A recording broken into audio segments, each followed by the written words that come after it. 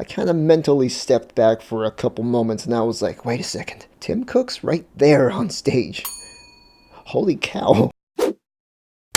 Hey, what's going on everybody? So I recently attended the Apple Worldwide Developers Conference in San Jose, California, also known as WWDC. Now, I've never been to any Apple event at all, so this was rather overwhelming for me, but overwhelming in a good way because it was just a lot of information to take in. I was there for 2 days. It's quite different to experience the keynote in person than it is to just stream it like how I usually do. I mean, you have the crowd there, you have the reactions there, you just have everything happening in front of you. It also goes by rather fast because you're trying to just post tweets, post to your Instagram story, trying to take pictures, trying to just pay attention to what's being said on stage. I guess it didn't really hit me until a few minutes after the keynote started because I kind of mentally stepped back for a couple moments and I was like, wait a second, Tim Cook's right there on stage.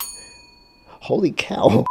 But not just the keynote, it was also nice to be walking around afterwards, checking out some of the new products and gear that they were showing around, like the latest in AR and also the newest Mac Pro and how it works with Pro applications like Final Cut. And I also got to meet and chit chat with some developers as well as folks who work at Apple, more like try to garner the courage to talk to them because it was really intimidating for someone like me to just talk to folks like that. So, and on top of that, this guy has social anxiety. So those two don't regularly mix, but you know what? I did the best I could. What I liked the most about WWDC though was the fact that accessibility was pretty well represented here. During the keynote, the feature of voice control was shown. Voice control is basically a feature for those who have mobility issues to be able to use voice commands to use their Mac, their iPhone, or iPad. And I'm wondering if that's going to be compatible with VoiceOver for those of us users who are blind or visually impaired. A couple other announcements behind the scenes for accessibility that got my interest were customizable gestures for VoiceOver users, since that's what I use. The upcoming macOS Catalina has a feature called Sidecar, and one of the things you can do is you can use your iPad as a secondary display,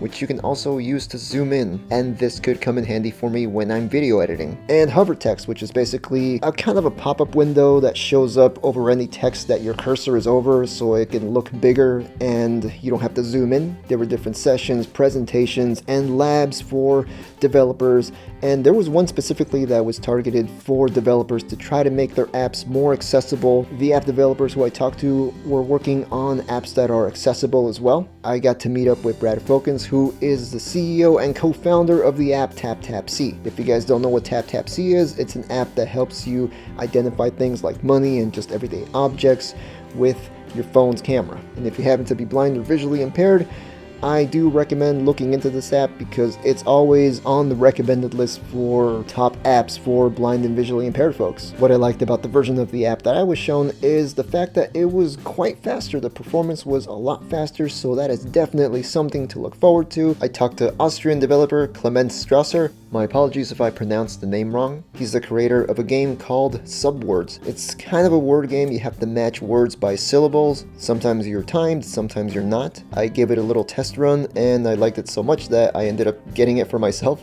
It's compatible with VoiceOver as well. I also got to meet Winston Chen, the developer for apps like Voice Dream Reader. That is a text-to-speech app that helps you read documents and books. And also Voice Stream Scanner, which is also a text-to-speech app, but it's also an OCR, optical character recognition app. So if you're having trouble reading something and can't see well, then you put whatever document or piece of paper in front of the phone and the camera will be able to read it back to you. And then I got to meet a young developer by the name of Zack Knox, who is working on a pretty cool app if you ask me. It's basically an app that simulates different eye conditions. The reason why I like this idea so much for this app is because, well, sometimes I just want to be like, you can't see through my eyes. Here, you see this? This is what I can see. So I kind of want to have an app that does that. Oh, and I also got to meet fellow filmmaker and YouTuber James Rath. Pretty cool guy to chit chat with. Go check out his channel because he talks about accessibility, technology, disability, visual impairment, and also he made his own video talking about WWDC, and I did lend a tiny bit of a helping hand during a podcast that he recorded where he interviews Sarah Herlinger from Apple Accessibility, and the link is going to be on his video on his channel. I'm just going to leave the link down in the description as well. And also thank you to James for providing some of the B-roll footage that you saw in this video. I gotta be honest, it was just nice to be walking around and just like I said, taking it all in. But it was also nice to be able to see just products in beta. I think for most of us who are users, we kind of take these things for granted, and it's easy for someone like myself to say, oh, fix this, fix that ASAP, because I just want it to work better. But you know what? I'm not the one coding. I'm not the one trying to fix those bugs. I'm not the one trying to see if all those fixes work with every previous version of iPhone and iOS, and hoping that new bugs don't come up in the process. So you know what? It was a nice reminder to myself that, hey, these folks, they work as best and hard as they can to make these products as seamless as possible for the rest of us. So hats off to all the developers and engineers and everyone working at Apple Accessibility to try to make the products that folks like myself use to make our lives better. Great experience. I'm never going to forget this. So thank you to everyone who I met and talked to. You guys were all awesome. Thank you so much, and I will talk to you, the rest of you guys, in the next video. Take it easy. See ya.